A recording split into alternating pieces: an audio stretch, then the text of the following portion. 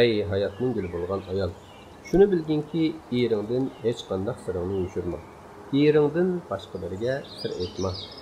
Boshqalarning oldida eringga qarshi qilma. Chiroyingni tuvma. Erlar xotinlar tarafdan bo'lgan eng zo'r kamchiliklarni kechira oladi. Ammo boshqalarning oldida ozroqli narsani ichiga sig'dira olmaydi. Bu ularning tabiatiga xilof ishdir. Shuning uchun bu vaqtda ular ayib emas. Agar yaramas odati bo'lsa, uni tuzish uchun ko'ngilni og'ritmasdan ishdir. Ering yoqtirmagan ishlardan, ko'ngilga keladigan odatlardan yiroq bo'l. Uning g'azabini keltiradigan ishlarni qilma. Eringning melini asab tut, isrof qilma.